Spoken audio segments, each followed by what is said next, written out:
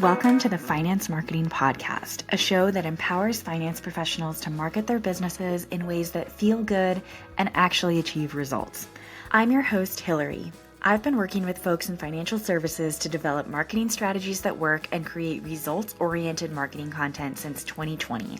And I've learned a lot about what works in finance marketing, what doesn't work, and where financial services pros get stuck. Join us each Friday as we explore real, effective ways to market your finance business and connect with folks who truly embody your ideal clients. My guest this week is Tim Goodwin, founder and CEO of Goodwin Investment Advisory. He is the host of the Money Pig podcast and author of Exponential Wealth. Through his book, podcast, and firm, Tim empowers everyday millionaires to live with peace, independence, and generosity. You can connect with him on LinkedIn or explore more at goodwininvestment.com. So I first met Tim at a Kitsy Summit earlier this year where he was presenting on how his team uses Meta ads to generate qualified leads. And I immediately knew I wanted to have him on the podcast because his approach is so strategic and results driven.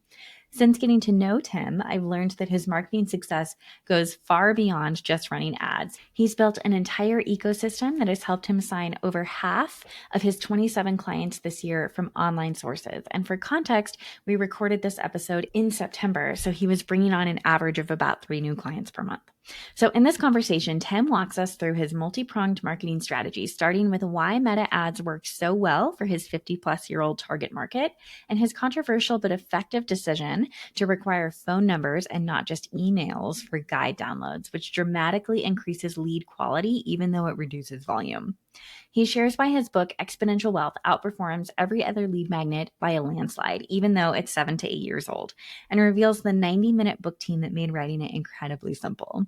We also dive deep into his organic strategy, including why most of his organic leads actually visit Google Maps before scheduling a call, why he updates his website daily or weekly, not just yearly, and the specific team structure he uses to make all of this work, including why you need internal staff to partner with external agencies rather than trying to fully outsource everything.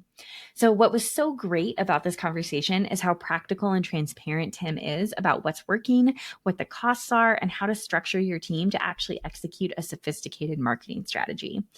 If you've been curious about Meta ads but are unsure if they will actually work for your target marketing, or if you're doing bits and pieces of digital marketing but not seeing results, this episode will give you a pretty clear blueprint for building a cohesive marketing ecosystem that consistently generates qualified leads. So without further ado, let's dive in.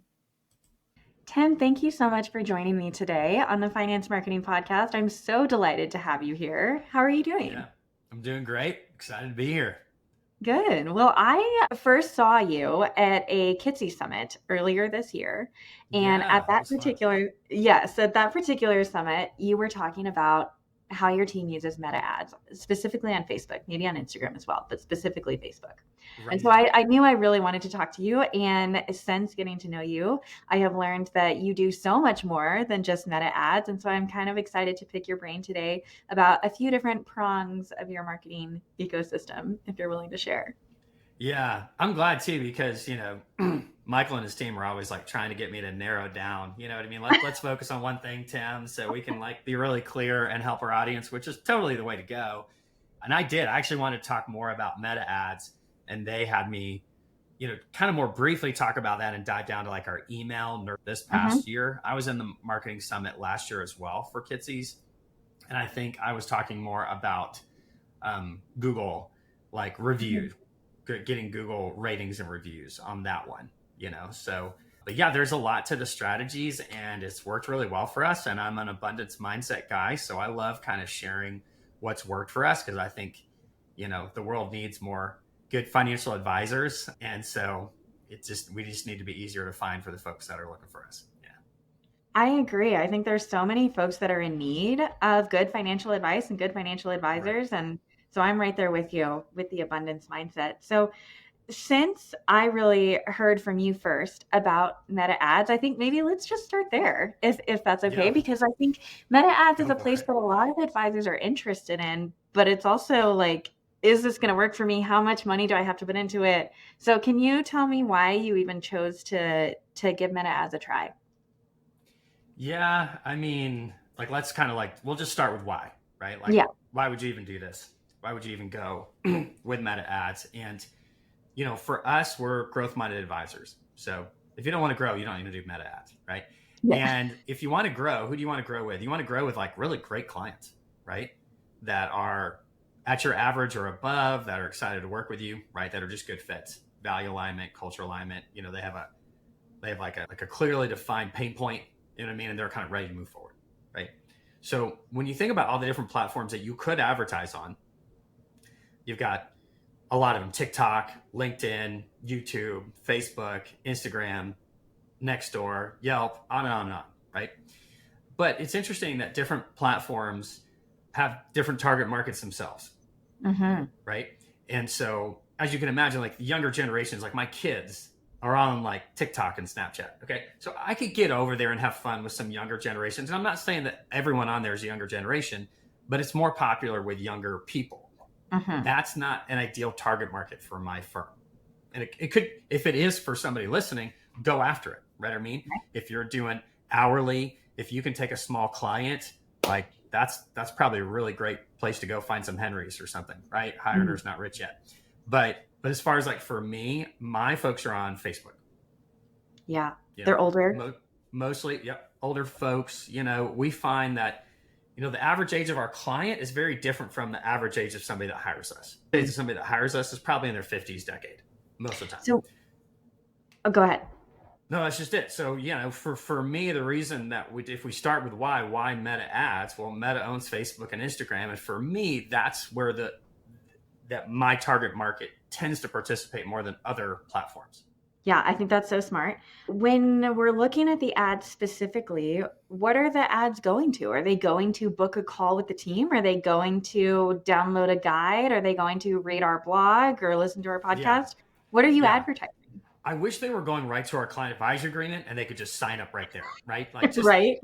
Sign up to be a client, and this form will open up brokerage accounts and sign right here on your TOA transfer of assets. No. It's all about like this funnel, right? If you're in marketing, like Hillary, you're an expert, like, you probably talk about the funnel all the time. So, you really you do some ads that are at different stages of awareness with our potential, whatever, surfer, browser, potential lead, potential client, right? So if they've never heard of us before, like that ad's the first time they're ever hearing of us, then it's a really wide funnel, right? And so, to be honest, we actually just do what already works well instead of trying to reinvent the wheel. And we mostly do guides. We're doing educational guides, Fisher Investments. Like that's all. You can go look at my guides and see what I'm doing. That's fine. But like you can just pull up Fisher's guides. And what we started doing was kind of writing some versions of our own. We came up with organically, or we kind of liked one of the guides that Fisher did, and we kind of did our own version of their guides. You know what I mean? Like I'm just talking about titles. I wouldn't even open them and look at the content. We would just write our own content. Just like, oh, okay, that's the kind of the 7 top things that every retiree knows that you don't. Whatever, you know what I mean? Like it's just you get an idea of like what's the best clickbait. So it's almost always guides. It's almost always guides that we're trying to get them to download a guide. But here's what's really kind of mind blowing is that we require not just their name and email, but their phone number. We require it. You cannot get the guide if you don't give us your phone number, right? Oh, and there's some disclosures involved with consent, like that we have, about SMS texting and that kind of thing. So they do have to check that box. So they had to put in their information, and then they have to check the box, and then they hit submit, and then they get the guide. At that point, they're going to go into our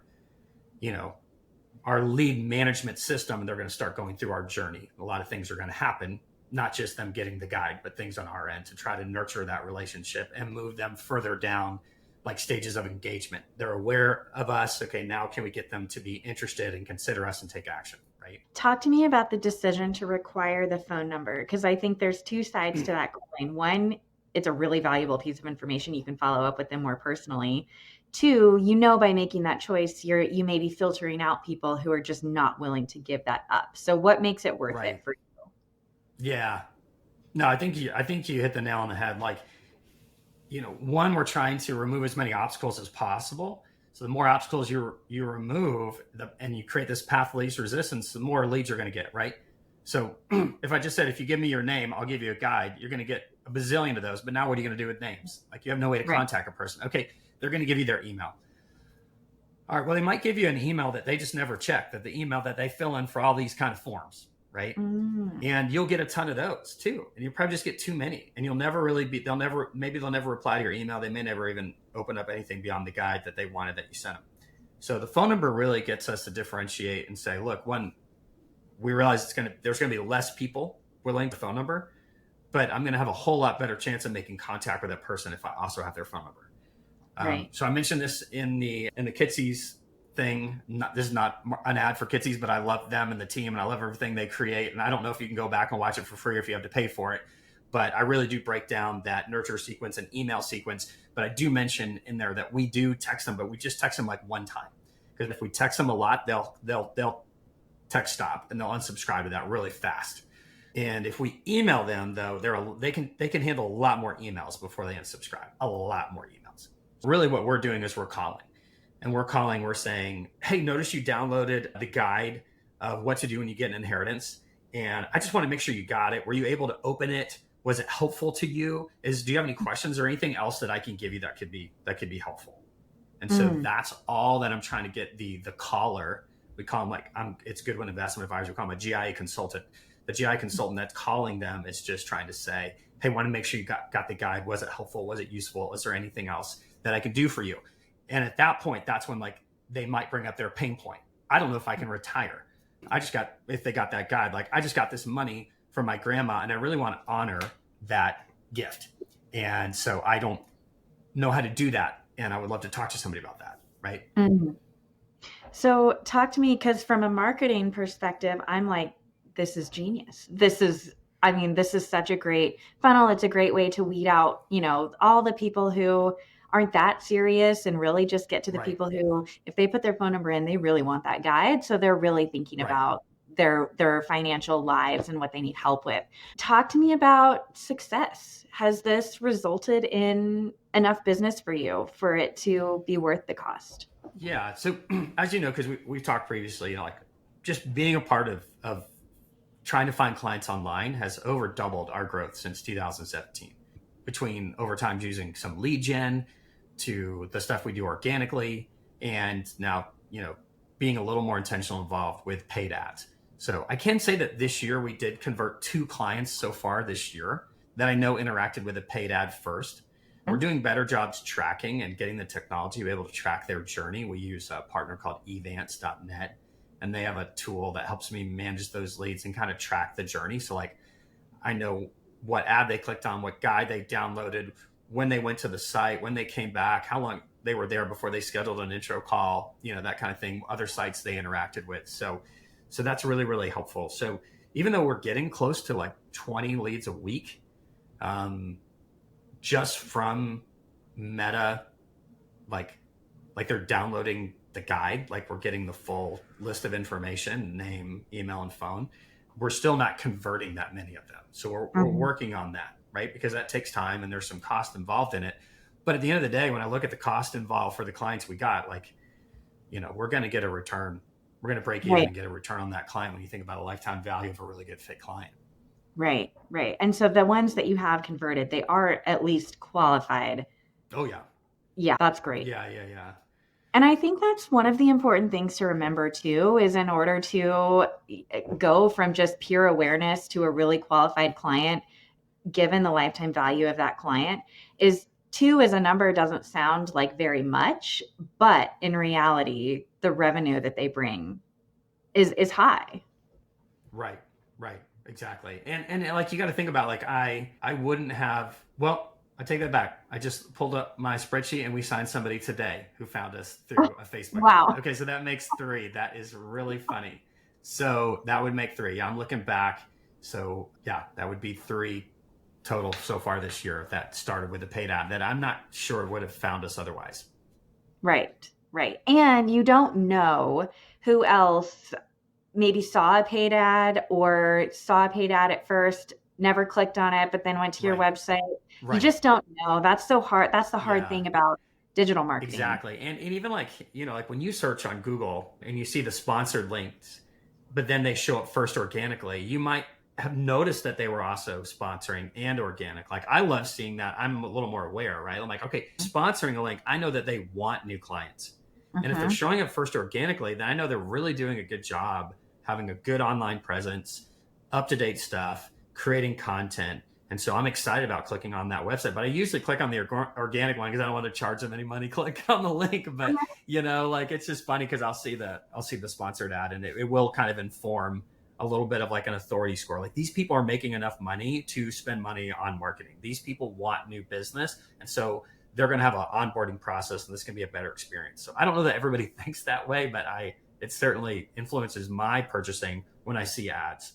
Absolutely. I'm the same way. And again, yeah, I'm probably very biased, but I mean, maybe there are more people like that think that way. But so let's talk organic, because you can't just run ads and expect to convert people. Right. That might be rare, right? So let's talk about your organic strategy, because before we hit record, you were telling me organic has been very lucrative. Yeah, organic has done really well. So, we've signed 27 clients year to date, and over half of those have come, from online. The other half are pretty much client referrals. So, yeah, and we would be remiss. I'm glad you're saying that, Hillary, because if we're like, I don't want it to just be a podcast on go do a meta ad and you're going to convert clients, because it's kind of part of a multiple pronged strategy that we have. And so I don't know if they work on their own. I kind of doubt they do. I don't think they you do. Kind of I got in a lot of trouble last year for saying on Mike Pitsy's podcast that, that just took me out of context. But I just said that I think that claiming your Google listing and getting Google reviews would get you clients without having a website. Somebody got really upset that I said that, but I wasn't saying you shouldn't have the other things. And I went through a whole list of things, which included having a great website was number 2. But I know that I have made decisions to go eat at a restaurant or maybe go somewhere to get a massage, and they didn't have a website. Yes. They had a Google listing with reviews. Right? It's just a low-hanging fruit. Yeah. Yeah. So that just doesn't, and plus, if I saw a financial advisor's website, but then they didn't claim their Google listing and there were no reviews on that, obviously I'm probably not going to hire a financial advisor, but let's say I'm trying to hire a lawyer or an accountant, and they got a website, but they didn't claim their Google listing and there's no reviews there. I'm a little sus, to be honest. I'm a little sus. 100%. So, yeah. So you've got to claim that Google listing, and we can talk more about reviews. Over half of our clients have left not just a rating, but a review. So that helps a ton. Really beautiful, fast website. And you got to update it. It's not I remember a couple of years ago, people would be like, Tim, how often do you update your website? And I just kind of laughed. I was like daily, weekly, all the time. There's not once a year you should update your website. If you're updating your website once a year, you are not showing up in the top couple of pages of Google results. Exactly. I mean, it just doesn't communicate to Google anything good if you're not updating your website. Yeah. So update pictures, update bios, do that at least once a year. But then we're creating content. So we've been writing a blog. We just write 2 a month every other week. And we've been doing that consistently for, probably 8 years now. And so that builds over time because that provides all these words on our website that, as the Google kind of spiders, whatever, SEO, pick up.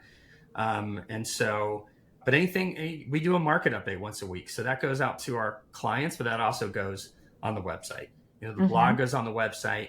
And then, I also do a podcast called the Money Pig Podcast. Pig is peace, independence, and generosity. So our mission is to lead people to financial peace, independence, generosity. So part of that is also an SEO strategy. It's not a big concern for me to have thousands and thousands of downloads or have big followers on our podcast, but we're trying to talk about things that people maybe could search for, but also that whole transcript of that conversation I have with my guests gets transcribed and gets put on our website. There's more content, right? So there's a lot of ways that you can create content organically and load it up to your website that makes it easier for Google to point people to your website and easier for Google to know who you're looking for. Right. Have you noticed any differences in website traffic or anything like that in the past, I would say year to year and a half, since AI overviews really came on the scene? And there have just been a lot of changes, I think, with AI, especially when it comes to search and searchability. Have you noticed any differences or not so much? So I think things will keep changing. I I know that I am personally using AI a ton, even to help make decisions about purchases. Yep. I know that there's a big group of us that do. I'm not convinced that most of the 50-year-olds are that are my Yes. potential clients. Like I'm Yes. just not convinced that they're walking around with an open AI in their pocket and they're using it all the time. Right. You know what I mean? And maybe over time that will be a default thing that folks in their 50s who are my target market are doing. So, and I do that a lot. I ask ChatGPT a lot, like how would you recommend, can you recommend a financial advisor in this area when I travel? Or I'll turn on an incognito window on Google and say best financial advisor near me and just see how Google is ranking folks. Right. So I think that's kind of important. Like open an incognito window when you're traveling, because that way it doesn't really know you, like, and then see what it's doing, and then ask ChatGPT, hey, how would you recommend a financial advisor? What factors are coming into play? And then you can work on strengthening that on your side, right? So I do that as well. I think that what I have found mostly, and it's maybe, I don't know if it's a change or if it's more of just tracking that I've had over the past year, is that most of my organic folks are on Google Maps at some point before they schedule an intro call. That is so interesting. Yeah, now that might be more about me because we're brick and mortar and we intentionally market about 20 miles around my office. And so I'm not really like doing any kind of national marketing ads. I'm doing very local ones. And so, but it's interesting to me that they either start at Google Maps or they make it there because I kind of want to know, well, where is this office? I think right? I mean, the Google Maps listing just kind of answers most of the questions you have. Show me a picture of the building. Are there any reviews? What's kind of the basic information? Is there a website? Is there a phone number? Is there an address? It's just all right there in a very concise, clear area. And so, and we do over there, I think you would know, right? They're part of like PMax ads or something like that, right? Performance Max Google ads, I think. I'm not as familiar with the ads over there. So you're telling me, yeah. Yeah, so we are doing ads over there. So the other thing that I will give your listeners for free is that I'm currently writing a second book. And the reason I'm writing a second book is because my first book is by far our top lead gen downloadable guide. Okay. Oh. And I don't even think it matters what I wrote. It's just that the founder has a book. It's called Exponential Wealth. Okay. And I wrote it in 2016 and published it in 2017. Like it's like 7-8 years old. Right. It's ancient. Let's see if I can even do, so like it's ancient, and it was just a 90-minute book. I actually used this group called the 90-minute book team. They make it super easy. They gave me we discussed a topic, then they gave me an outline, called me, recorded me, and actually started the draft. And then I just got to go in there and edit it. So it happens so quick. 90-minute book, 10,000 words, can be read in 90 minutes or less. That's called the 90-minute book team. So it's really like a thick pamphlet. But when we do those ads for guides, one of the guides is really my book. So it's called Exponential Wealth, How to Create Sustainable Income for Life. And that by far is our biggest downloaded guide. Wow. And it doesn't matter that it's like, to me, it's like so old, but I listen to it and I'm like, okay, yeah, it's still mostly timeless wisdom. But like my advice to your listeners would be maybe consider writing a book, not just a guide or a pamphlet, but consider writing a book, because that's so substantial. And for whatever reason, that's a more interesting piece of a digital asset that folks are interested in downloading. So I'm writing another book because I'm hoping to kind of build on that and give some kind of more, updated, a little more significant book this time around. So. That is so interesting. Okay, I love this. So you're running ads to the book for free? They can download They can download the book for free, but they have to give me their name, email, and phone number. So in a way, like I don't feel like it's free because you had to give me your personal information. You know what I mean? Like it's permission marketing, right? So to me, it's not free. And that's the other thing. Like we create guides that are good enough that we don't want to give them away for free. Right. So like we want your name, email, and phone number because we feel like they're good enough.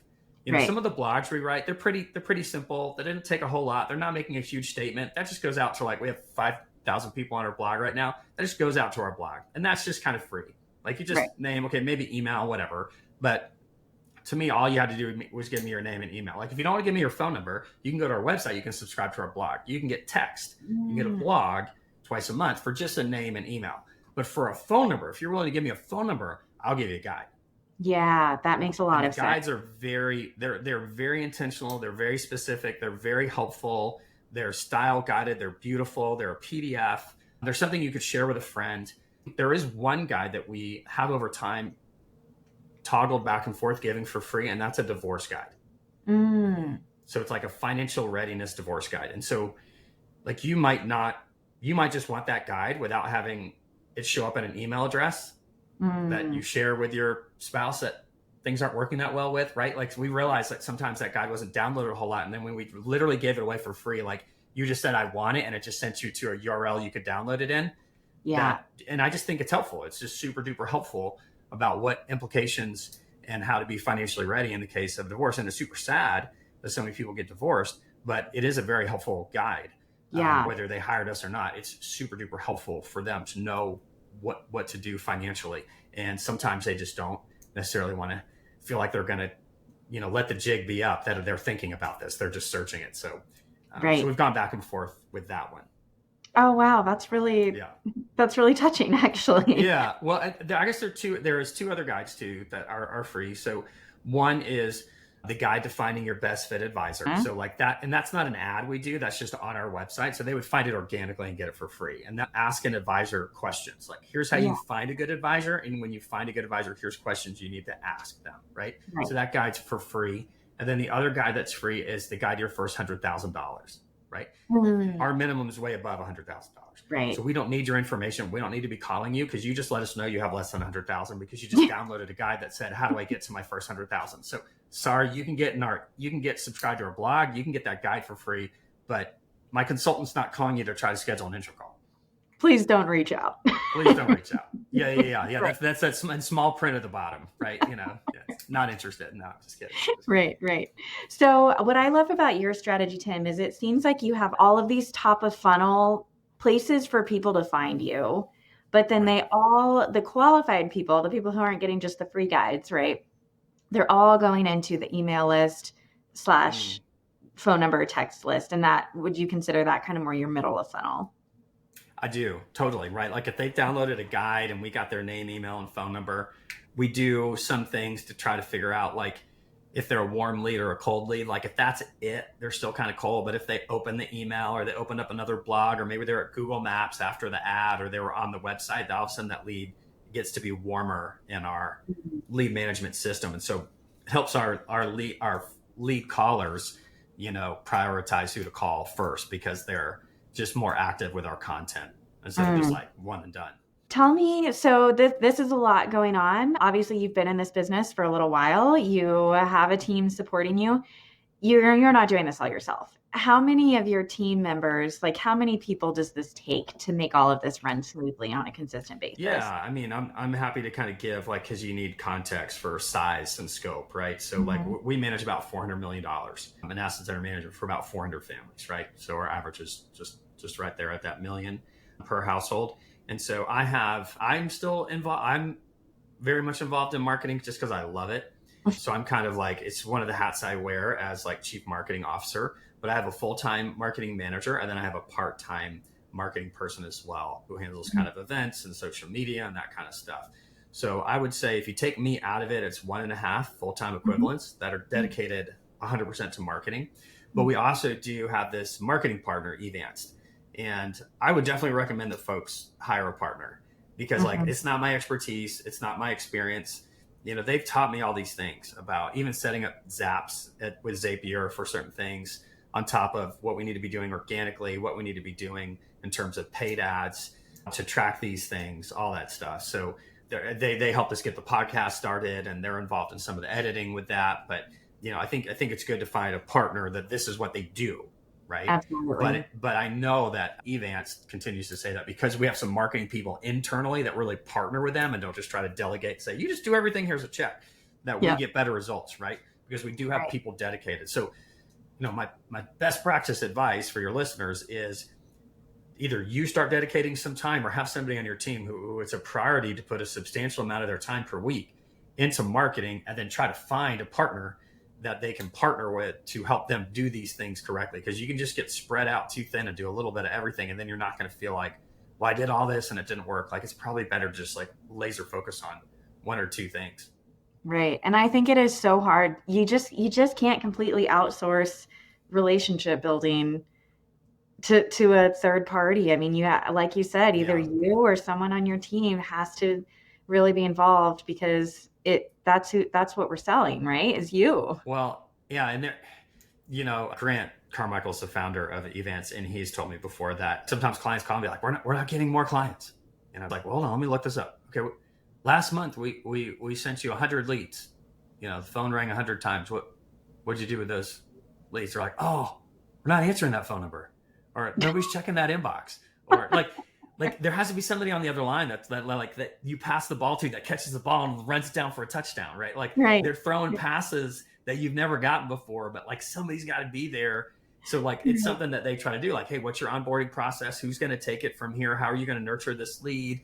What's your intro call? Like they'll help you with an intro call script, schedule an intro. Like they help us with their call to action on the website. Everything is about schedule an intro call. We're trying to get everybody to get there. Right. Right. Like the very first thing you could do, but scheduling an intro call is like asking somebody to marry you on a first date. Right. Yes. Like it's just too much for some people. They're like, dude, I'm in my PJs in the middle of the night, and I just like, whew, I wonder if I allocated my 401k right, and I did a search, and I don't want to schedule an intro call with you. Yes. I need to get to know you first, right? And so, yes. Like we talked about, like a podcast is a great thing to offer folks to get to know you anonymously. I don't even have to get your name or email for that. But if you want my blog, I do need your name and email, so you got to trust me enough to give me that. Right. And then if you want a guide, I need a phone number. Maybe eventually we build some trust and there's some value alignment and you're willing to do that. And then that's where we're constantly saying, like on the guide at the end, a lot of times at the end of the guide, it's like schedule an intro call. Occasionally on the email nurture sequence, it's schedule an intro call. Every once in a while on the blog, it's schedule an intro call. When you're on the website, it's top right corner, it's all time, schedule an intro call. Mm-hmm. Once the intro call is scheduled, it's kind of off Evant's plate. It's off your marketing partner's plate. Like it's not scheduled with Evant. It's scheduled with a GIA W-2 employee. Right. And now it's ours, and we have to be ready to make that super easy and a great experience, and keep the right fits at the right time moving through the onboarding process. Right. And follow up with them after the intro call, right? Because there's that too. You got to follow up with people as well. And I will say that one way you get your employee to follow up with them is to incentivize them. Right? Show me the incentive, I'll show you the outcome. Show me the outcome, I'll show you the incentive. So if you want to prioritize their time to keep up with a good fit lead that they talk to, like, man, these folks, they're just ready to go and they're a great fit. I think they would really get along with Joe, and I think they'd be a great fit for this firm, and they really need to do this because they're stressed out about it. And I know that Joe would super help them with a plan, and they wouldn't have to worry about investment management anymore. Like, that's great. I need to incentivize that caller that if they make that happen, life's going to be better for them. Right. Okay, like their pocketbook, right? So we do incentivize, whether you're paying them a fixed amount per first meeting they schedule, whether you're getting them a trail on revenue for a little bit, whether there's a bonus. If they schedule so many meetings, they get X percentage of their base. Get creative with it, but give them some extra money and reward the behavior you want repeated, right? Right, that right. helps. That's smart. Well, Tim, you've given us a really broad overview of kind of your marketing ecosystem, which I just really appreciate because I think it gives a realistic view of you can't just have a podcast and expect people to come to you, or you can't just run ads and expect people to sign on the dotted line, right? It's all of these things that take them through the journey. Is there anything that I haven't asked you yet that you think is a really important piece of this that we haven't talked about, or did we cover it? I think we've covered the main things, right? I think folks can reach out to you and other partners, and they can figure out what a good website looks like. I mean, you've really got to what's called the 5-second rule, where you've pulled up the website without them scrolling in 5 seconds or less. They need to know who you are and what you're trying to get them to do. Yep. Who you are and what's the call to action, right? Yeah. So I feel like a lot of websites, either they all say the same thing or they try to get super cute and clever. And I'm like, I don't know what you do.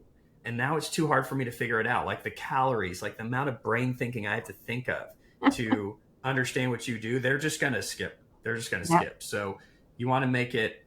And the other thing I say is and I'm always telling my marketing team about this, you guys are younger than our ideal client. Okay. My marketing people are not in their 50s right now. Okay. And you know what they have that people in their 50s don't have is better eyes. Okay. Oh. And so What? I just had this conversation with my designer. I was Did like, you it really? has to Tell be me. bigger. It has to be bigger. It has to be bigger. Everybody's all like, look at all this space on our website, and it's all so whatever, spaced out and beautiful. And I'm 44 and I'm having to get out the magnifying glass. And I'm like, Yeah. what's that word? Like, no, guys. No, guys. Like, it needs to be like offensively big in some situations. Now, I can barely get them to get close to offensively big because they're all about beauty and design. Yeah. But yeah, I'm like, you fill up the button, you fill up the space. I don't like all caps or anything, but just like, Yeah. don't make it so they've got to like zoom in so many times just to read it. You know what I mean? You're Like speaking my language. they'll scroll down. It's fine. It doesn't all have to be right there. So Yeah. yeah, so those are just things to keep in mind. Is a beautiful website that's super fast and just super easy to read. You know, get your client advisory board or a group of your best fit clients and just show them your website. Go, does this make sense? Can you read it? What do you think? Yeah. You do have a great website. I'm going to plug your Thank website for the listeners. Just take a look. It's so beautiful. Yeah. Yeah. Thank you. We try really hard. Like, we're super nerds now. So like every 4 months we do a website audit. There's about 4 of us and we all pull up the website and we just like try to tear it apart. You know, capital letters in the wrong place. This needs a comma. This thing doesn't line up right. We're all using different screens. Like somebody's looking on their phone. Somebody's using a laptop. I don't think we have an iPad yet out there, but we need to have somebody show up with an iPad. Like, is everything resizing correctly? Does something overlap? Something too weird? Is something not loading? Somebody's using Safari. Somebody's using Google. Wow. They're on 2 different laptops. So we're just trying to make sure. And again, like, we're not programming it. We just give that feedback to Evans. Right. But, you know, we want to make sure that it's easy and consistent and different where it needs to be. So. Well, Tim, thank you so much for sharing so much. You've been so generous with how much you've shared and your time. If people want to learn more about you, where are the best places to find you? I'll just say to find me on LinkedIn. You know, I apologize. It takes me, you know, a couple of days to get back to you on a message or something like that. But if you know, LinkedIn request me and say, hey, I was listening to Hillary's podcast and would love to connect and continue the conversation on marketing, then yeah, just hit me up on LinkedIn. Great. Well, I'll link to your profile in the show notes. And thank you again so much. This has been great. Absolutely. Pleasure to be here. I enjoyed it.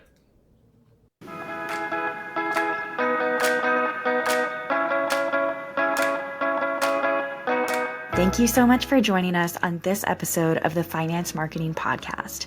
If you're eager to market your business in a way that feels good and actually gets results, sign up for the Finance Marketing Podcast newsletter in the show notes so you never miss another episode. If you liked what you heard today, please be sure to subscribe to the show on your favorite listening app and leave a review on Apple Podcasts. We'll see you back here next Friday.